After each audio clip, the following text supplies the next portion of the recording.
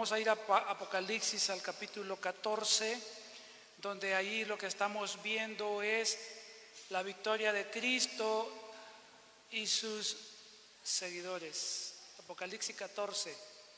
Tenemos ahí la victoria de Cristo y sus seguidores, sus fieles seguidores. La semana pasada estuvimos viendo versículos 1 hasta el versículo 5 y esta mañana vamos a seguir en los versículos que siguen, a ver hasta dónde llegamos esta mañana en este capítulo que es extenso, es largo. Dice entonces Apocalipsis 14 y vamos a leer desde los versículos 6 hasta el versículo 13. Apocalipsis 14, 6 al 13. Luego vi otro ángel que volaba en medio del cielo y que llevaba el evangelio eterno para anunciarlo a los que viven en la tierra. Toda nación, raza, lengua y pueblo gritaba a gran voz: teman a Dios y denle gloria, porque ha llegado la hora de su juicio. Adoren al que hizo el cielo, la tierra, el mar y los manantiales. Lo seguía un segundo ángel que gritaba: ya cayó la gran Babilonia, la que hizo que todas las naciones bebieran el excitante vino de su adulterio.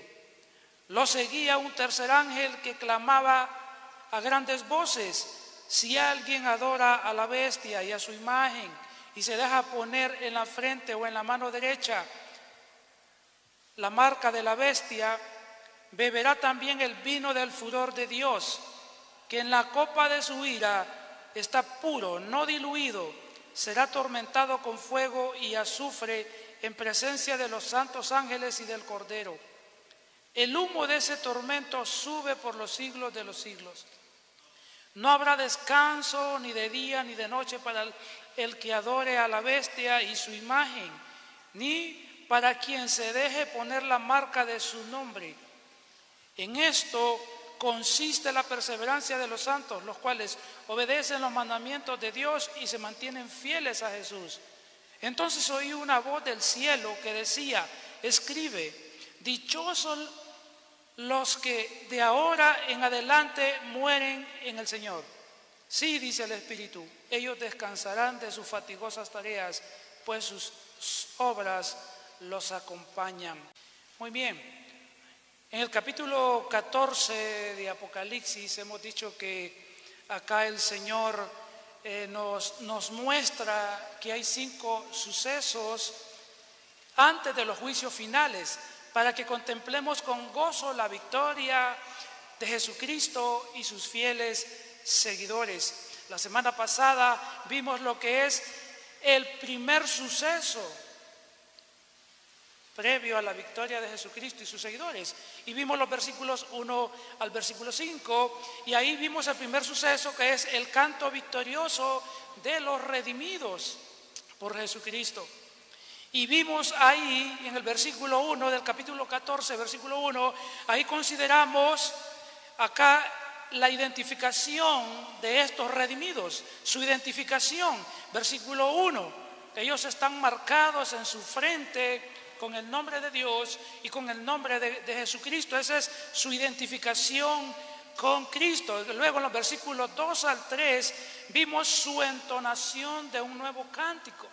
Ellos se unen a un canto celestial que se oye desde el cielo y que solamente ellos pueden aprender y solamente ellos pueden entonar al Señor juntamente con las voces que se oyen desde el cielo. Los seres vivientes, los 24 ancianos que se encuentran en el cielo no pueden entonar este cántico, pero los 144,000 que se leen en los versículos 1 al 5, ellos se les es dado el privilegio de poder entonarlo, de poder aprenderlo y de poder unirse a ese coro celestial. Luego vimos también sus cualidades espirituales de estos redimidos, de estos 144,000 que son judíos.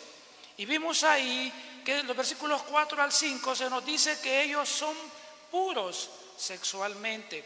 Luego también consideramos que ellos también son totalmente leales al Señor, según nos dice el versículo 4, porque dice: estos se mantuvieron puros sin contaminarse con ritos sexuales, son los que siguen al Cordero por donde quiera que ellos van. Y ellos, en el versículo 4 también se nos dice que son las primicias de Dios en la tierra en ese tiempo de gran tribulación. Son las primicias de muchos más que se van a convertir a Jesucristo en esos días finales, porque el versículo 4 dice: de ellos fueron rescatados como los primeros frutos de la humanidad para Dios y también para el Cordero. Y en el versículo 5 se nos dice de estos redimidos, que son judíos, son 144,000 judíos, se nos dice en el versículo 5 que son intachables ante Dios. El versículo 5 de ellos dice: no se encontró mentira alguna en su boca, pues son intachables. Entonces consideramos eso ya, y esta semana queremos entonces entrar a los siguientes sucesos que se muestran en el capítulo 14 de Apocalipsis, y vamos a ver en este momento el segundo suceso. El segundo suceso tiene que ver con el anuncio del evangelio eterno de Jesucristo. El anuncio del evangelio eterno de Jesucristo, versículo 6 al versículo 8. Vamos a ver este suceso en este momento. Y entonces nos dice el versículo 6, Apocalipsis 14, 6. Luego vi otro ángel que volaba en medio del cielo y que llevaba el evangelio eterno para anunciarlo a los que viven en la tierra, a toda nación, raza, lengua y pueblo. Aquí Juan ve, dice el versículo 6, nos dice que él ve otro ángel en el versículo 6. Quiere decir que este ángel no es ninguno de lo que él ha visto anteriormente en los capítulos precedentes. Y este ángel acá tiene una asignación diferente también a los anteriores ángeles. El versículo 6 dice: este ángel volaba en medio del cielo. Eso indica que el ángel está ubicado en la parte central del cielo, en la parte más elevada, en la parte más alta, donde todas las personas que están en la tierra puedan verlo. Y no solamente verlo, puedan escucharlo, porque él tiene algo que anunciar. Todas las personas van a escucharlo entonces y van a verlo sin excepción alguna. Él está volando en medio del cielo. Y se nos dice acá que él llevaba el evangelio eterno. Este ángel lleva el evangelio eterno. El evangelio eterno acá es la única vez que al evangelio de nuestro Señor Jesucristo se le denomina como evangelio eterno. Y se le llama eterno porque en él nosotros encontramos la vida eterna. En el evangelio nosotros encontramos también las promesas de Dios, donde el creyente habitará con él por la eternidad, y se le llama evangelio eterno. En Marcos 1 también se le llama el evangelio de nuestro Señor Jesucristo. En el libro de Hechos, en el capítulo 20, en el versículo 4, se le llama el evangelio de la gracia de Dios. Así que el evangelio eterno acá es entonces el evangelio que tiene que ver con la muerte y la resurrección de nuestro Señor Jesucristo. Y el versículo entonces nos dice que el propósito de que este ángel llevaba el evangelio eterno, el propósito es para anunciarlo a los que viven en la tierra. El propósito es proclamarlo a los habitantes de la tierra, y ninguno de ellos quedará sin escuchar este evangelio eterno proclamado por este ángel. Entonces acá tenemos el mensaje, hemos visto acá el mensaje del evangelio, pero ahora en los versículos 7 al 8 vamos a ver el contenido del evangelio eterno. ¿Cuál es el contenido de este evangelio que el ángel va a proclamar en ese tiempo final a los habitantes de toda la tierra, aquellos que han quedado en la tierra y que se rebelan constantemente a Cristo y se oponen a Cristo y se niegan a adorar a Cristo? Este ángel entonces va a proclamar ese evangelio, y el contenido está en los versículos 7 al 8. El contenido del evangelio eterno primeramente es que todos teman y glorifiquen a Dios. Ese es el contenido de este mensaje que el ángel va a proclamar. El versículo 7 dice entonces, aquí está el contenido y dice, gritaba a gran voz, teman a Dios y denle gloria, porque ha llegado la hora de su juicio. Adoren al que hizo el cielo, la tierra, el mar y los manantiales. Entonces acá se nos dice que el ángel gritaba a gran voz. El ángel proclama con una voz potente, con una voz poderosa, el mensaje a todos los habitantes incrédulos en ese tiempo. Y él proclama aquí y da 3 mandatos de este mensaje que está proclamando, que denotan urgencia, denotan que ellos deben ponerlos inmediatamente en práctica. Consideremos acá los primeros 2 mandatos de este evangelio eterno que está siendo proclamado. El primer mandato de este ángel es: teman a Dios. Teman a Dios, eso es lo que él proclama. Y el mandato de temer a Dios tiene que ver con reverenciar a Dios de una forma absoluta, plena y total. Y ellos son llamados a adorarlo porque Él es el único Dios. Deben temer a Él porque Él es el único Dios verdadero. Él es el único que es digno de toda reverencia. Y no el anticristo, que en ese tiempo está gobernando y está dominando el mundo entero. Ellos deben temer a Dios y no a Satanás, quien ha enviado para ese tiempo al anticristo. Y el segundo mandato de este evangelio eterno es: y denle gloria.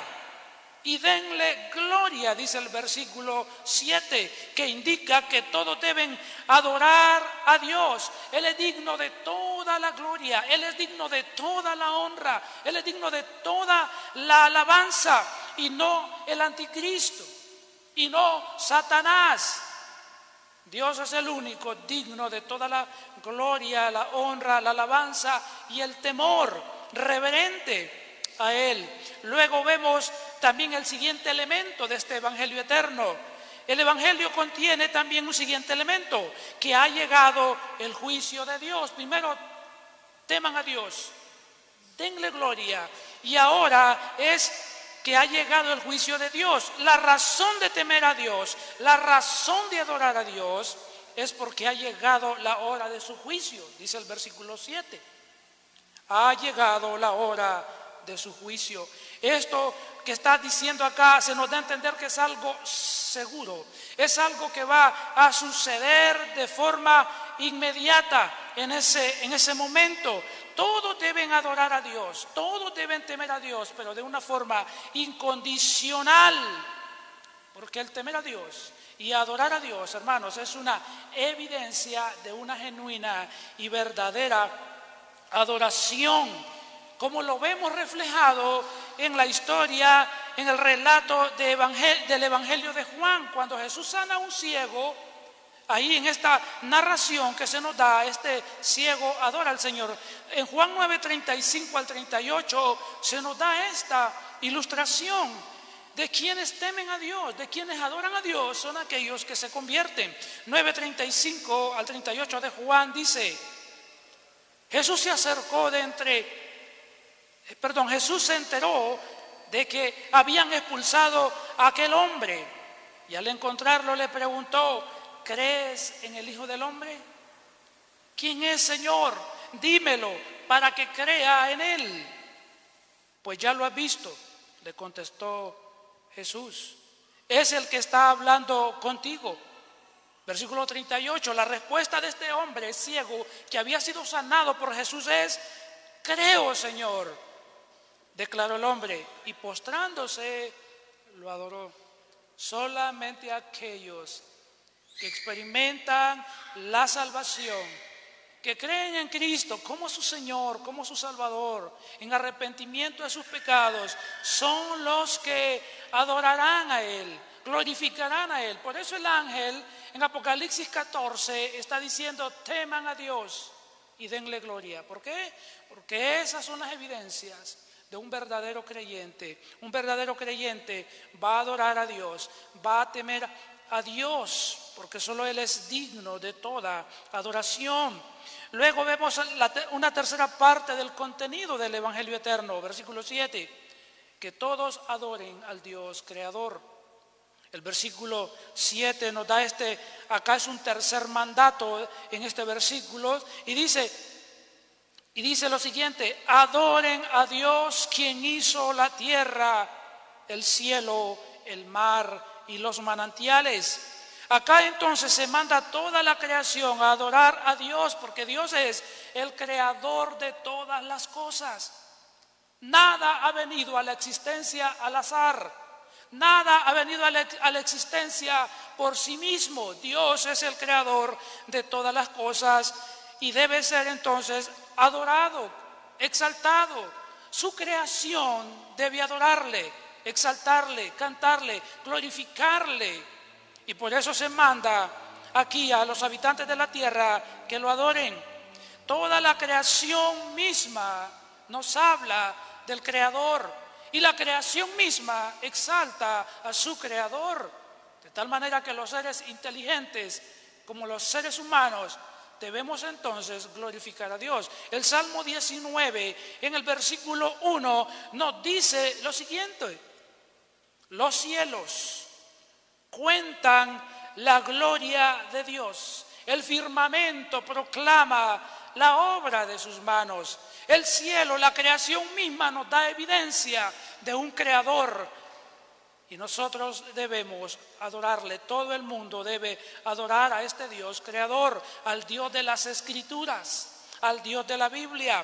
El ser humano entonces no tiene excusa para no temer y no adorar a Dios. La creación habla de su creador. La Biblia nos dice en el libro de Romanos, en el capítulo 1 y el versículo 18 al 20, dice lo siguiente: ciertamente la ira de Dios viene revelándose desde el cielo contra toda impiedad e injusticia de los seres humanos, que con su maldad obstruyen la verdad. ¿Me explico? Lo que se puede conocer acerca de Dios es evidente para ellos, pues Dios mismo se los ha revelado. 20. Porque desde la creación del mundo, las cualidades invisibles de Dios, es decir, su eterno poder y su naturaleza divina, se perciben claramente a través de lo que Él creó, de modo que nadie tiene excusa. Ningún ser humano tiene excusa de no poder conocer a Dios. Aunque la creación, la revelación general que se le conoce, no trae salvación, pero nos dice que hay un creador supremo en el universo, que ha creado todo, que es infinito y eterno.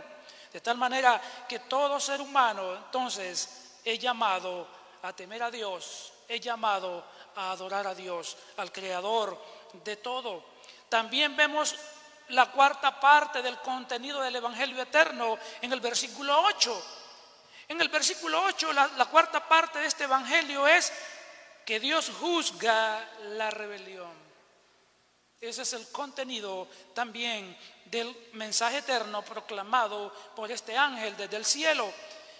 Y vemos acá entonces que mientras el primer ángel anuncia el Evangelio, aquí vamos a ver un segundo ángel anunciando el juicio, porque el Evangelio también contiene elementos que nos dicen que hay un juicio venidero. Y entonces dice el versículo 8: lo seguía un segundo ángel que gritaba: ya cayó la gran Babilonia, la que hizo que todas las naciones bebieran el excitante vino de su adulterio.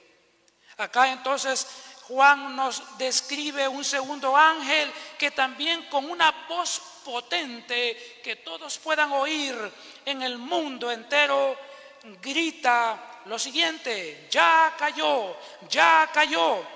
La repetición acá de esta expresión denota la realidad de algo que es inminente, de algo que sucederá inmediatamente. Describe acá un juicio. Y este juicio es para, dice acá, la Gran Babilonia. La Gran Babilonia. Hay muchas interpretaciones de qué es lo que representa acá la Gran Babilonia.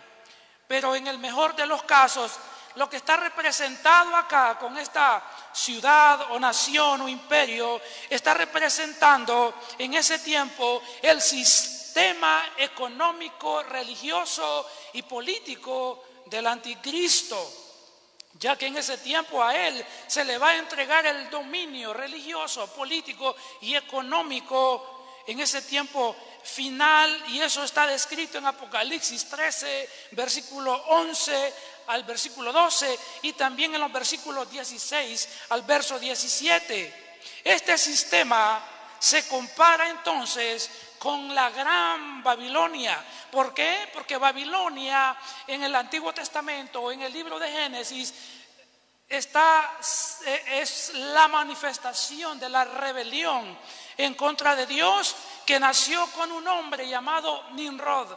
En el libro de Génesis, en el capítulo 10 y versículo 9. Y este sistema se organizó más adelante en una religión en contra de Dios. Y eso surge en la Torre de Babel, en el capítulo de Génesis 11, versículo 1 al versículo 4. Y ese sistema de rebelión y de idolatría y de paganismo se fue extendiendo por todo el mundo, ha llegado a nuestros días y todavía estará con más fuerza en el día final, en el imperio del anticristo. De tal manera que entonces acá se nos sigue diciendo en el versículo 8: Babilonia, la que hizo que todas las naciones bebieran el excitante vino de su adulterio. El mundo estará en ese tiempo peor que ahora. Estará embriagado del engaño, de la falsa religión, de la rebeldía en contra de Dios dirigida por el anticristo. Pero todo este sistema babilónico que viene de Babilonia, todo ese sistema juntamente con sus seguidores, en ese tiempo serán destruidos, experimentarán la ira de Dios. Apocalipsis 16, 19 dice: la gran ciudad se partió en tres y las ciudades de las naciones se desplomaron. Dios se acordó de la gran Babilonia y le dio a beber de la copa llena del vino del furor de su castigo. Dios va a castigar en ese tiempo ese sistema religioso, político del anticristo, sus seguidores, y todo ello va a experimentar la ira de Dios. Y luego, ahora considerar el tercer suceso de los juicios, antes de los juicios finales. Y el tercer suceso, hemos visto el segundo, el tercer suceso es el juicio contra los que adoran el falso Cristo. Versículos 9 al versículo 11. Y vamos a ver ahí que estos que adoran al anticristo serán objetos de la ira de Dios. Objetos de la ira de Dios. Dice el versículo 9 hasta el versículo basta el versículo 10, pero leemos el versículo 9. Dice: lo seguía un tercer ángel que clamaba a grandes voces: si alguien adora a la bestia y a su imagen y se deja poner en la frente o en la mano la marca de la bestia, beberá también el vino del furor de Dios, que en la copa de su ira está puro y no diluido. Tenemos acá entonces que nos dice acá un tercer ángel que proclama acá otro anuncio en el versículo 9. Y este ángel también clama con una voz fuerte, igual a los dos ángeles anteriores, para que todo el mundo pueda escuchar lo que Dios tiene que decir y todos sepan lo que Dios va a hacer. Y él entonces está acá proclamando a todas estas personas que si rechazan la oferta del evangelio eterno, de temer a Dios y de darle gloria, el ángel advierte: si alguno no teme a Dios, no lo adora, y si alguno, versículo 9, si alguno adora a la bestia y a su imagen y se deja poner en la frente o en la mano la marca de la bestia, él está acá diciendo: si alguien hace esto. ¿Por qué? Porque en el capítulo 13, en el versículo 13 hasta el versículo 17, el falso profeta amenazará con sufrimiento, con persecución, va a amenazar con muerte, va a amenazar con no dejar comprar, no dejar vender, no hacer absolutamente nada a las personas si no se dejan marcar en la frente, si no reciben la marca en la mano derecha, si no adoran la bestia, que es el anticristo, van a morir. Están siendo amenazados en el capítulo 13, versículo 13 al 17, todos los habitantes de la tierra. Pero en Apocalipsis 14, 9, Dios está prohibiendo la adoración a la imagen del anticristo, al anticristo mismo, porque eso es una violación directa a lo que nos dice el libro de Éxodo en el capítulo 20: no tendrás dioses ajenos delante de mí. Y entonces Dios está prohibiendo la idolatría en ese momento, y Cristo reafirma que solamente Dios es el único de ser adorado y exaltado. Eso lo vemos cuando Jesús fue tentado por Satanás en el libro de Mateo, en el capítulo 4 y el versículo 10, donde Satanás le ha dicho a Jesús: si te postras delante de mí y me adoras, te daré todos estos reinos del mundo. Y Jesús le contesta a Satanás, capítulo 4 de Mateo, en el versículo 10: vete, Satanás, le dijo Jesús, porque escrito está: adora al Señor tu Dios y sírvele solamente a Él. Entonces, la Biblia nos enseña a nosotros, desde el libro de Génesis hasta Apocalipsis, que el único digno de toda la honra, de toda la gloria, de toda la alabanza es Dios. Es la persona de Dios, la Trinidad, el Padre, el Hijo y el Espíritu Santo son los únicos dignos de toda la adoración de las personas. Pero el que adore al anticristo y a Satanás, nos dice el versículo, beberá también el vino del furor de Dios, que está en la copa de su ira. Está puro y no está diluido, nos dice la Escritura. Eso está en el versículo 10, lo que hemos leído. Y cuando el versículo 10 nos dice, beberá del vino de la ira de Dios, el que se deje marcar, el que adore al anticristo, el que adore su imagen, lo que nos está diciendo esa expresión es que aquellos que estén bebiendo de las abominaciones de Babilonia, idolatría, inmoralidad y todo lo que eso involucra, van a también a tener que beber de la copa de la ira de Dios. ¿Qué significa la copa de la ira de Dios? Sus juicios. Está hablando de los juicios de Dios en ese momento. Y el texto nos dice acá que la ira de Dios está pura y no diluida. ¿Qué significa?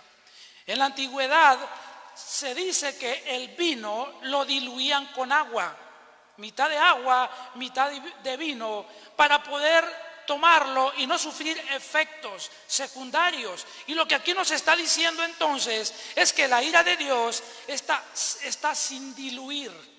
Significa que la ira de Dios no contiene ni una pequeña cantidad de misericordia, ninguna pequeña cantidad de gracia para todos aquellos que se rebelaron contra Él.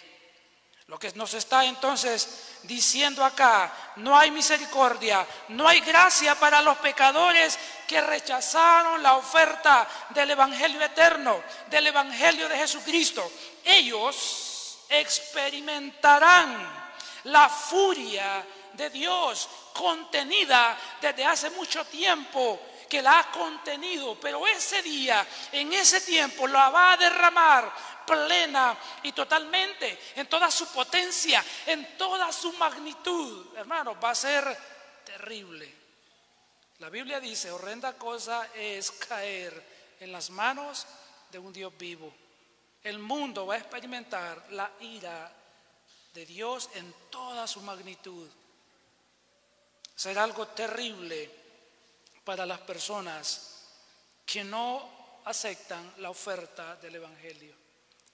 Y hoy en día, ¿cuántas personas de la misma manera no aceptan la oferta del Evangelio de Jesucristo?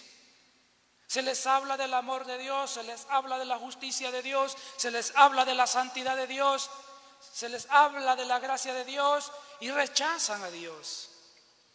Toda persona hoy en día que rechaza el mensaje del Evangelio está bajo la ira de Dios todos los días, y Dios está conteniendo su ira para el pecador que no se arrepiente. Pero en el momento que el pecador muere, entonces experimenta la ira de Dios en el infierno. Su alma pasa a estar en el infierno, y es de eso que Dios quiere librarnos por medio de Jesucristo. Así que esta mañana, si alguien está escuchando acá, Dios está ofreciéndole por medio de Jesucristo gracia, misericordia, perdón, amor. Pero usted tiene que responder en fe. Usted tiene que arrepentirse de su pecado y poner toda su confianza solamente en Cristo. Y usted no va a experimentar la ira de Dios, sino todo el amor de Dios manifestado en la persona de su amado Hijo Jesucristo. Pero si usted rechaza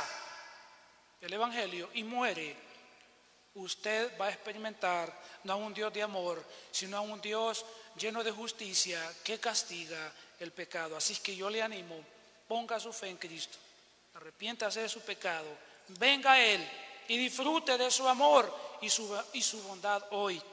Pero la Biblia entonces nos sigue diciendo lo siguiente, en el versículo 10, 14, 10. Nos dice acá que todas estas personas serán condenados eternamente. En los versículos 10 al versículo 11 que tenemos acá, estamos viendo acá el juicio a los que adoran al falso Cristo. Hemos visto que serán objetos de la ira de Dios, y ahora veremos, serán condenados eternamente. El versículo 10 al 11 dice: será atormentado con fuego y azufre en presencia de los santos ángeles y del Cordero. Todos aquellos que adoren al anticristo, que rechacen el Evangelio, que no teman a Dios, que no adoren a Dios, dice el versículo, serán atormentados. Esto del tormento es algo real. Esto de este tormento es seguro en su cumplimiento. Y el tormento es el que se describe en el libro de Lucas, capítulo 16, versículo 23 al 24. Está hablando de un castigo insoportable, de un castigo incesante. Dice Lucas 16, 23 al 24. Este es el castigo del que se está hablando en Apocalipsis 14. Dice Lucas 16, 23. Está hablando de Lázaro y el hombre rico. El hombre rico ha muerto en esta historia. Y dice, en el infierno, en medio de sus tormentos, el rico levantó los ojos y vio de lejos a Abraham y a Lázaro junto a él. Así que alzó la voz y lo llamó: Padre Abraham, ten compasión de mí y manda a Lázaro que moje la punta de su dedo en agua y me refresque la lengua, porque estoy sufriendo mucho en este fuego. De esto es lo que nos está hablando Apocalipsis. Serán atormentados todos aquellos que han rechazado la oferta del Evangelio de nuestro amado Señor y Salvador Jesucristo. El sufrimiento es incesante. El sufrimiento será con fuego y azufre, dice Apocalipsis 14, y el verso 11, será con fuego y azufre. Este sufrimiento es igual al que Dios derramó sobre la ciudad de Sodoma y Gomorra en el libro de Génesis, en el capítulo 19. Este tormento es el mismo que va a experimentar el anticristo, el falso profeta, según lo dice Apocalipsis 19:20. Y también Satanás mismo va a experimentar ese tormento con fuego y azufre, Apocalipsis 20:10. Y toda la humanidad no arrepentida va a experimentar la ira de Dios con fuego y azufre, Apocalipsis 20:15 y 21:8. Pero el versículo sigue diciendo, ¿dónde serán atormentados? ¿Delante de quién? Dice, delante de los ángeles y del Cordero. Serán atormentados delante de ellos, en el versículo 10. Y dice entonces acá que Cristo y los ángeles estarán contemplando el tormento de estas personas. ¿Por qué? Porque los creyentes, desde el tiempo de que Cristo fundó su iglesia hasta esos días, la iglesia ha sufrido persecución. La iglesia del Señor ha sufrido las muertes más terribles de mano de sus perseguidores. Y también sus perseguidores van a experimentar sufrimiento intenso y eterno delante de Dios, delante de Cristo, delante de los ángeles. ¿Por qué, hermanos? Porque Dios es justo. Han muerto miles y miles y millones de cristianos martirizados, quemados vivos, hermanos, quemados como antorcha en los circos romanos, echados a los leones en los circos romanos, echados vivos en aceite hirviendo, cristianos en la historia de la iglesia. Y hoy en nuestro tiempo hay países donde los cristianos también mueren de maneras trágicas por su fe, en países donde es prohibido el cristianismo. ¿Y sabe qué? Dios va a darle a esa gente que ya está en el infierno, que han muerto por lo que han hecho con el pueblo de Dios, pero estos perseguidores del día final van a experimentar la justicia retributiva de Dios. Hermano, tocar al pueblo de Dios, tocar la iglesia de Dios, es tocar a Dios, es tocar su esposa.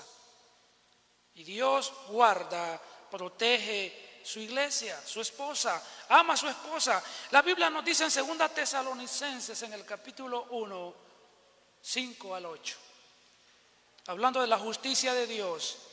Todo esto prueba que el juicio de Dios es justo y por lo tanto Él los considera dignos de su reino, por el cual están sufriendo.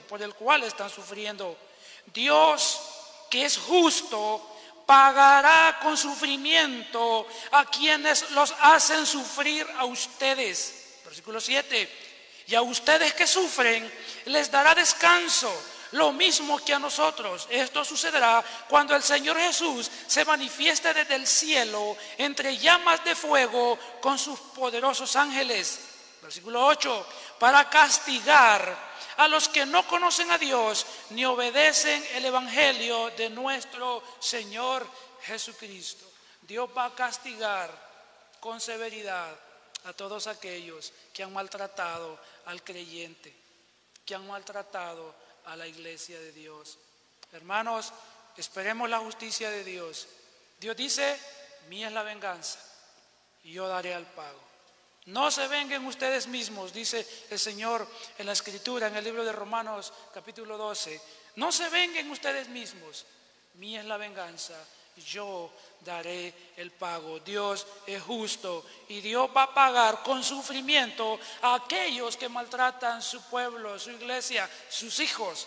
Y eso esperamos de la mano de un Dios todopoderoso, su justicia. Ahora, en este momento, dice la Biblia en el versículo 11, Apocalipsis 14:11, que este tormento entonces será eterno. Versículo 11, Apocalipsis 14:11.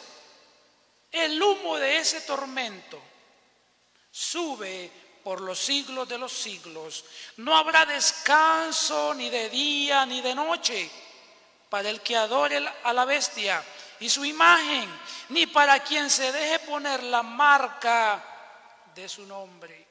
Versículo 11 nos dice que este humo del tormento va a subir por los siglos de los siglos. Significa que los que no se arrepienten del pecado y no confían en Cristo como su Señor y su Salvador, van a sufrir eternamente en medio del humo que sale del fuego eterno.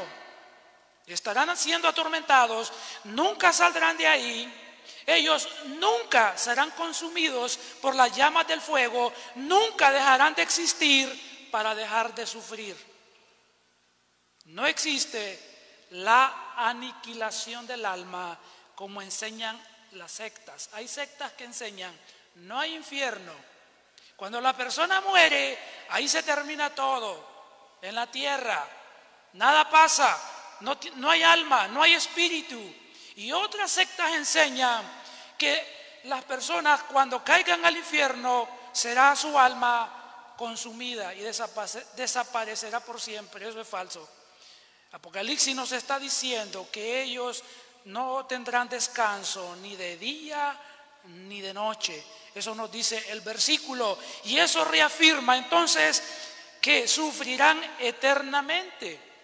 El versículo 11 sigue diciendo: no habrá reposo para el que adore a la bestia y a su imagen, ni para quien se deje poner la marca de su nombre.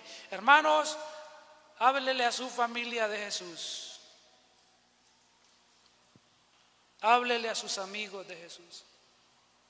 Háblele a sus conocidos de Jesús. Ama a su familia, háblele de Cristo. Háblele del arrepentimiento. Porque si ellos se mueren sin Jesús como su Señor y su Salvador, su alma va a despertar inmediatamente en el infierno. Si estaban sufriendo aquí, allá van a ir a sufrir eternamente. Porque la única oportunidad del arrepentimiento es acá, mientras estamos vivos. La única forma de no experimentar tormento eterno es venir a Jesucristo en arrepentimiento del pecado y en fe en su obra redentora en la cruz. La Biblia dice en Romanos 8:1: ninguna condenación hay para los que están en Jesucristo. Pero si alguien no está en Cristo y se muere, va al infierno. Ese ser que tanto ama a usted, puede ser su mamá, puede ser su papá, puede que sea su hijo, su hija, cualquier persona que usted aprecia tanto, un amigo. Si esa persona que usted ama tanto se muere sin Jesús, esa persona va al infierno a sufrir eternamente y para siempre. Y no cabe la expresión descansa en paz, no cabe, porque no va a descansar en paz, va a sufrir eternamente y para siempre. ¿Sabe lo difícil que es llegar a un velorio donde hay alguna persona que ha fallecido y no es creyente? ¿Sabe usted lo difícil que es como pastor llegar ahí y tratar de predicar el evangelio ahí? Porque uno no le puede decir a la familia descansa en paz, usted tranquilo o tranquila, tranquilo familia, porque no es cierto. Es lo más difícil que uno como pastor le toca.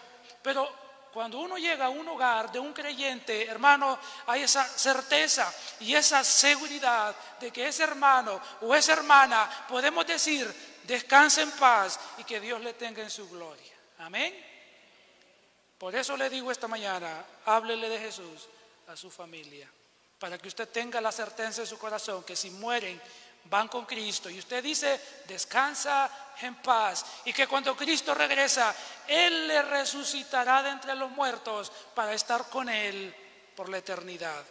Así es que le animo a compartir su fe con su familia y las personas más cercanas que usted tiene durante la semana en donde usted vive o estudia o trabaja. Ahora, la Escritura entonces nos muestra ahora lo que es el cuarto suceso antes de los juicios finales, para que contemplemos la victoria de Cristo y sus fieles seguidores. ¿Cuál es el cuarto suceso? El cuarto suceso es el consuelo para los que permanecen fieles a Jesucristo. Versículos 12 al 13. Dice la palabra del Señor. Y vamos a ver acá el consuelo para los que permanecen fieles a Jesucristo. Vamos a ver que ellos serán bienaventurados. Hermano, el que muere en Cristo es bienaventurado. El versículo 12 nos dice: en esto consiste la perseverancia de los santos, los cuales obedecen los mandamientos de Dios y se mantienen fieles a Jesús. Acá lo que vamos a ver entonces es que ellos son bienaventurados por su perseverancia ante la persecución. Porque tenemos acá que dice: en esto consiste la perseverancia de los santos. En los versículos anteriores vimos el sufrimiento de los pecadores y acá es el consuelo de los santos. Y la perseverancia de estos santos se refiere entonces a los que han creído en Jesucristo y han creído en Él en medio de gran persecución, en medio de gran tribulación, como lo será en ese día final. Y esa perseverancia, hermanos, tiene que ver con una evidencia de salvación en Cristo. Es una perseverancia que persiste en medio del sufrimiento más intenso. ¿Dónde se prueba realmente el creyente, cree usted? Usted puede decir, venir acá a congregarse o ir a una iglesia local y decir: yo soy salvo, yo soy creyente y soy miembro de una iglesia y tengo a Jesús en mi vida y gloria a Dios y aleluya. Pero ¿dónde realmente es que se ve realmente? Una de las maneras, porque no es la única, pero una de las maneras donde se prueba el verdadero creyente es en la adversidad. En la adversidad. Ahí donde se prueba la verdadera fe de alguien que dice ser creyente. Y estos creyentes acá, se dice: en esto consiste la perseverancia. Y esta perseverancia es la capacidad de resistir ante el intenso sufrimiento sin abandonar su fe en Cristo. Así que cuando usted esté en medio de su adversidad, se está probando su fe. Si usted en medio de sus luchas camina confiado, confiada en Jesucristo y no se tira para atrás, y aunque la cosa parece que no mejora y se pone más pesada y más cargada, y usted dice: ¿cuándo irá a pasar esto, Señor?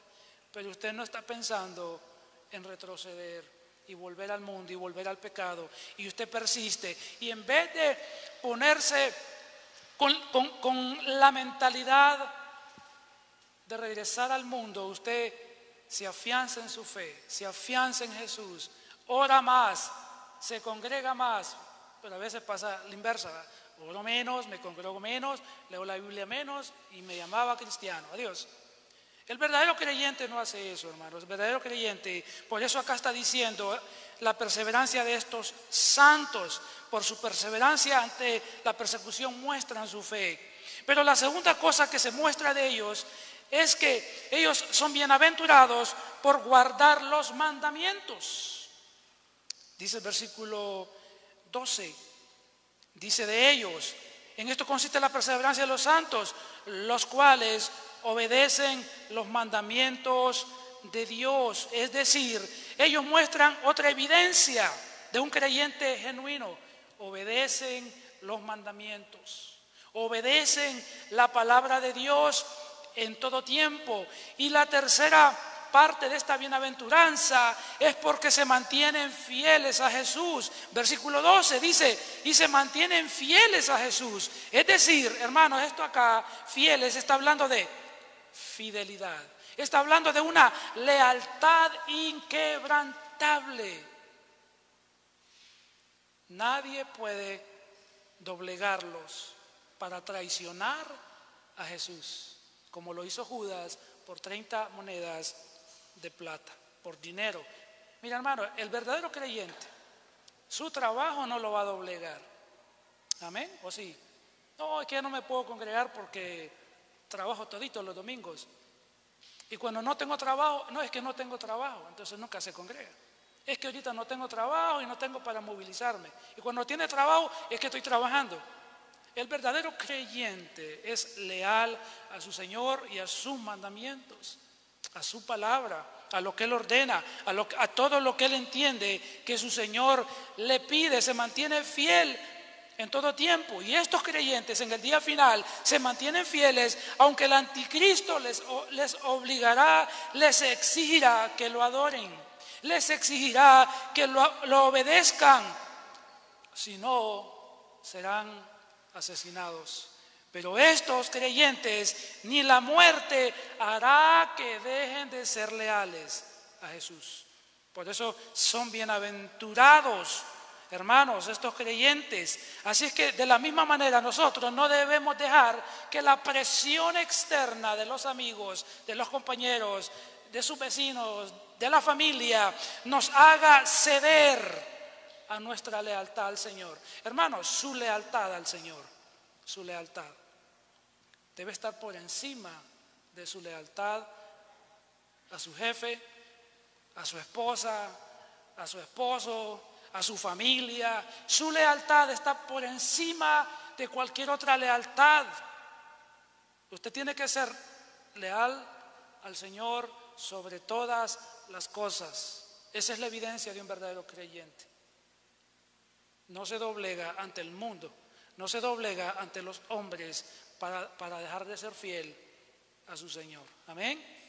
Espero que aquí hayan de esos fieles esta mañana, que son leales a su Señor, que su lealtad está por encima de cualquier otra persona, organización, institución, estado, lo que usted quiera.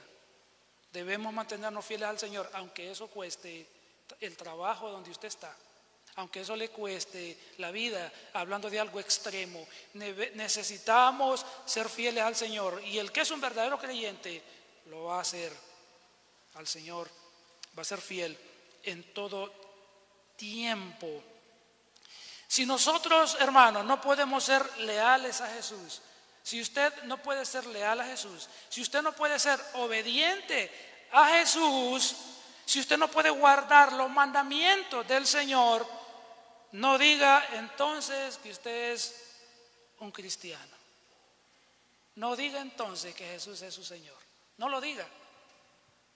¿Por qué? Porque Lucas 6:46 dice: ¿por qué ustedes me llaman Señor, Señor, y no hacen lo que yo les digo? Si Jesús es su Señor y su Salvador, usted va a guardar sus mandamientos. Usted va a ser leal a Él. Y usted no tiene otro Señor aparte de Él. Y la palabra Señor significa el dueño de mi vida, el soberano de mi vida, a quien soy leal y a quien soy fiel por encima de mi esposa. Mi fidelidad a Dios, su fidelidad a Dios debe estar por encima de cualquier otra fidelidad a su esposa, a sus hijos y a cualquier otra cosa. Al igual que estos creyentes en el día final, que morirán por su lealtad inquebrantable a Jesús, a manos del anticristo y sus seguidores, ellos reciben la promesa del cielo. Juan oye una voz, y esta voz es la voz de Dios, la que Juan escucha en el versículo 13. Dice: entonces oí una voz del cielo que decía: escribe, dichosos los que de ahora en adelante mueren en el Señor. Acá Juan escucha esa voz, es la voz de Dios, y le dice: escribe dichoso, le da un mandamiento.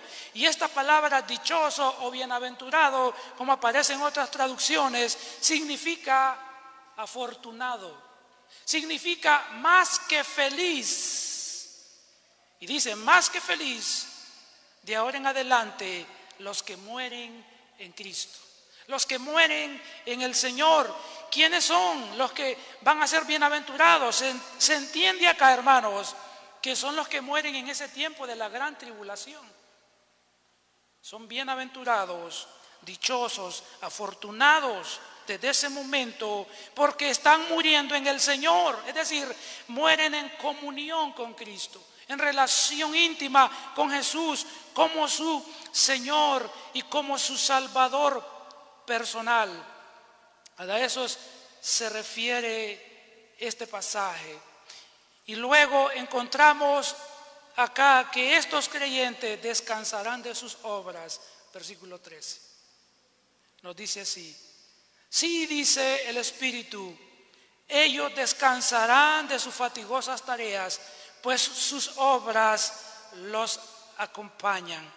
Acá el Espíritu Santo da una promesa. La promesa es, hermanos, que los fieles, ¿quiénes? Los fieles. ¿Quiénes? Los que mueren en Cristo.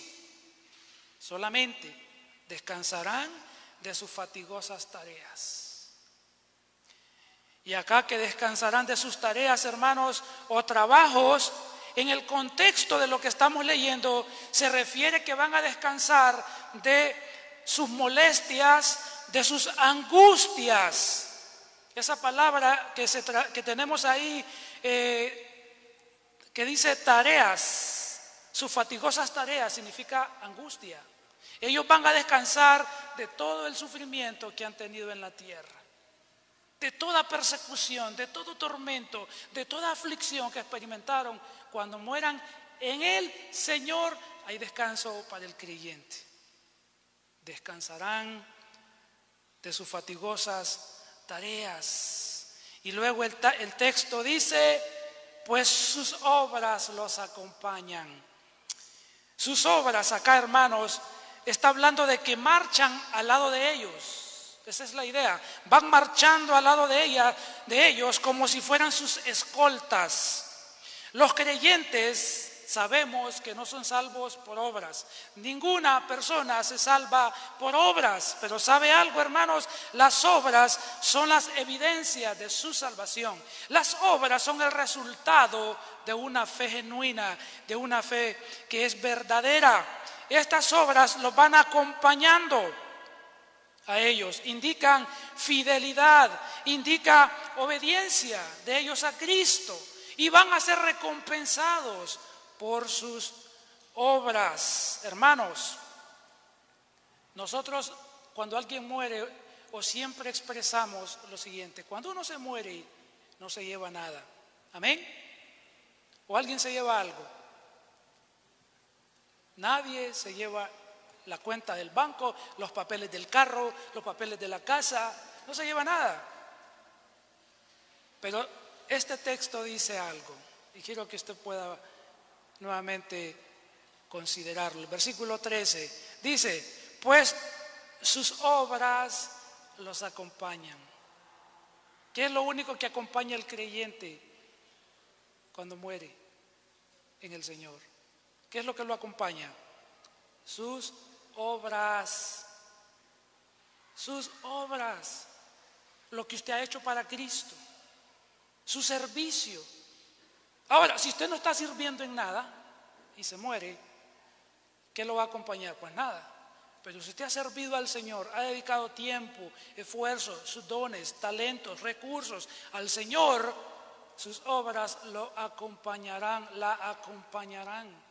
Está hablando de que usted va a ser recompensado, y que Dios no olvida su trabajo y su esfuerzo que ha hecho en esta tierra para Él. Pero si usted ha dedicado toda su vida en sus negocios, en lo que usted hace, en sus estudios, en otras cosas, y no dedicó tiempo para el Señor, lamentablemente eso no se recompensa en el cielo. Lo que se recompensa es nuestro servicio a Dios. Y entonces tenemos acá, hermanos, que las obras van a acompañarnos delante del Señor. Estas obras, vuelvo a repetir, no son para salvación, son evidencias de una genuina y una verdadera salvación. La Biblia nos dice en el libro de Efesios, capítulo 2, 8 al 10. Dice así: porque por gracia ustedes han sido salvados mediante la fe. Esto no procede de ustedes, sino que es un regalo de Dios, no por obras para que nadie se jacte, porque somos hechura de Dios, creados en Cristo Jesús para buenas obras, las cuales Dios dispuso de antemano a fin de que las pongamos en práctica. Así que, mi amado hermano, esta mañana nos quedamos en esta sección que hemos compartido con ustedes. Hoy hemos considerado el segundo suceso que nos muestra Dios antes de los juicios finales, para que contemplemos la victoria de Jesús y de sus fieles seguidores. Y lo que vimos hoy fue el anuncio del Evangelio eterno, el juicio contra los que adoran al falso Cristo y el consuelo a los que permanecen fieles a Cristo. Vamos a orar esta mañana y vamos a darle gracias al Señor por